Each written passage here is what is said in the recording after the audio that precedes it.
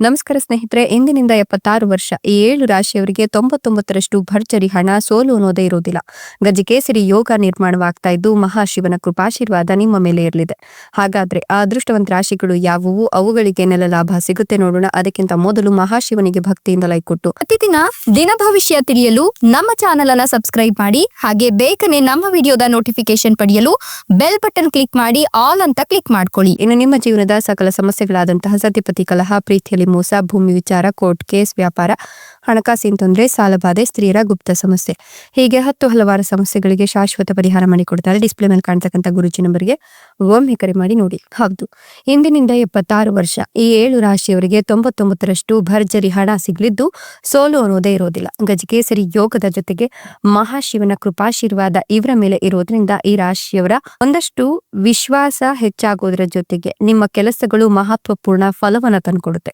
ಜೀವನದಲ್ಲಿನ ಎಲ್ಲಾ ರೀತಿಯ ಅಸ್ಥಿರತೆಗಳು ದೂರವಾಗುತ್ತೆ. ವೃತ್ತಿ ಜೀವನದಲ್ಲಿ ಹೊಸ ಅವಕಾಶಗಳು ದೊರಕುತ್ತೆ ಮತ್ತು ನಿಮ್ಮ ಆರ್ಥಿಕ ಸ್ಥಿತಿ ಸಾಕಷ್ಟು ಬಲಗೊಳ್ಳುತ್ತೆ. ಈ ಅವಧಿಯಲ್ಲಿ ನೀವು ಯಾವುದೇ ಯೋಜನೆಯನ್ನು ಶುರು ಮಾಡಿದ್ರೂ ಬಹಳ ಸಮಯದವರೆಗೆ ಲಾಭವನ್ನ ಕಂಡುಕೊಳ್ತೀರಾ. ನಿಮ್ಮ ಆತ್ಮವಿಶ್ವಾಸದಲ್ಲಿ ಹೆಚ್ಚಳವಾಗುತ್ತೆ ಮತ್ತು ಮನೆಯಲ್ಲಿ ಸುಖ ಶಾಂತಿಯ ವಾತಾವರಣ ಇರುತ್ತೆ. ಕೆಲವು ಸಮಯದಿಂದ ನೀವು ಒತ್ತಡ, ಸಂಘರ್ಷ ಹಾಗೂ ಮಾನಸಿಕವಾಗಿ ಸಮಸ್ಯೆಗಳನ್ನು ಎದುರಿಸ್ತಿದ್ರೆ ಈ ಅವಧಿಯಲ್ಲಿ ಅವು ನಿಧಾನವಾಗಿ ಕೊನೆಗೊಳ್ಳುತ್ತೆ. ಕಷ್ಟಗಳಿಂದ ಮುಕ್ತಿ ದೊರಕುತ್ತೆ. ಜೀವನದಲ್ಲಿ ಪ್ರಗತಿ ಮತ್ತು ಸಾಮಾಜಿಕ ಪ್ರತಿಷ್ಠೆಯಲ್ಲಿ ವೃದ್ಧಿಯಾಗುತ್ತೆ. ಈ ಸಮಯದಲ್ಲಿ ಧೈರ್ಯ ಮತ್ತು ಕಠಿಣ ಪರಿಶ್ರಮದಿಂದ ಉತ್ತಮ ಫಲ ಪಡ್ಕೊಳ್ತೀರಾ. ಜೊತೆಗೆ ಕಠಿಣ ಪರಿಶ್ರಮ ಪಟ್ಟರು ಉತ್ತಮ ಫಲ ನಿಧಾನವಾಗಿ ದೊರಕಬಹುದು. ಹಾಗಾಗಿ ಲಾಭ ದೊರಕೋದು ಖಂಡಿತ ಅಂತ ಹೇಳಬಹುದು. ವೃತ್ತಿ ಜೀವನದಲ್ಲಿ ಬದಲಾವಣೆ ಮತ್ತು ಹೊಸ ಜವಾಬ್ದಾರಿ ಸಿಗುತ್ತೆ. ಆರೋಗ್ಯಕ್ಕೆ ಸಂಬಂಧಿಸಿದಂತೆ ಈ ಅವಧಿಯಲ್ಲಿ ಎಚ್ಚರಿಕೆಯಿಂದ ಇರಬೇಕಾಗುತ್ತೆ.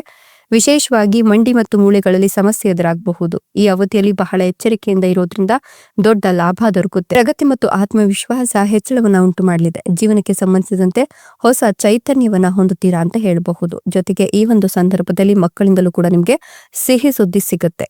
ವೃತ್ತಿ ಜೀವನದಲ್ಲಿ ನಿಧಾನವಾಗಿ ಸ್ಥಿರತೆಯನ್ನು ಕಂಡುಕೊಳ್ತೀರಾ. ರಚನಾತ್ಮಕ ಮತ್ತು ಆಧ್ಯಾತ್ಮಿಕ ಕ್ಷೇತ್ರಗಳಿಗೆ ಸಂಬಂಧಿಸಿದ ಜನರಿಗೆ ವಿಶೇಷವಾಗಿ ಲಾಭ ದೊರಕುತ್ತೆ. ಈ ಅವಧಿಯಲ್ಲಿ ನೀವು ಭಾವನೆಗಳಿಗೆ ಒಳಗಾಗದೇ ಇರೋದು ಉತ್ತಮ.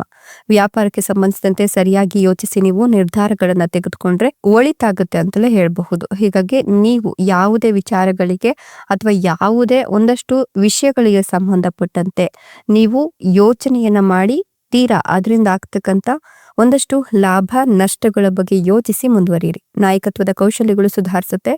ಮಾಧ್ಯಮ, ಫ್ಯಾಷನ್ ಡಿಸೈನಿಂಗ್ ಮತ್ತು ಕಲಾಕ್ಷೇತ್ರಗಳಿಗೆ ಸಂಬಂಧಿಸಿದವರಿಗೆ ಈ ಅವಧಿ ತುಂಬಾ ಅದ್ಭುತ ಫಲಗಳನ್ನು ನೀಡುತ್ತೆ. ಈ ಅವಧಿಯಲ್ಲಿ ಉದ್ಯಮಿಗಳು ಅನಿರೀಕ್ಷಿತವಾಗಿ ಲಾಭವನ್ನು ಪಡೆದುಕೊಳ್ತಾರೆ. ಕೆಲಸ ಮಾಡೋರಿಗೆ ಕಚೇರಿಯಲ್ಲಿ ಹೊಸ ಜವಾಬ್ದಾರಿಗಳು ಹೆಚ್ಚಾಗುತ್ತೆ. ಈ ಅವಧಿಯಲ್ಲಿ ಕೈಗೊಂಡ ಪ್ರತಿಯೊಂದು ಯೋಜನೆಯು ಯಶಸ್ವಿಯಾಗಿ ಪೂರ್ಣಗೊಳ್ಳುತ್ತೆ. ನೀವು ಕೆಲಸ ಮತ್ತು ವೃತ್ತಿಯಲ್ಲಿ ಉತ್ತಮ ಪ್ರಗತಿಯನ್ನ ಕಾಣ್ತೀರಾ. ಮನೆ, ವೃತ್ತಿ, ಖ್ಯಾತಿ ಮತ್ತು ಅಧಿಕಾರ ಎಲ್ಲವನ್ನ ಕೂಡ ನೀವು ಈ ಸಂದರ್ಭದಲ್ಲಿ ಕಂಡುಕೊಳ್ತೀರಾ. ಕಾಲಕಾಲಕ್ಕೆ ಹಠಾತ್ ಆರ್ಥಿಕ ಲಾಭ ಕೂಡ ನಿಮ್ಮ ಕೈ ಸೇರುತ್ತೆ ಅಂತ ಹೇಳಬಹುದು.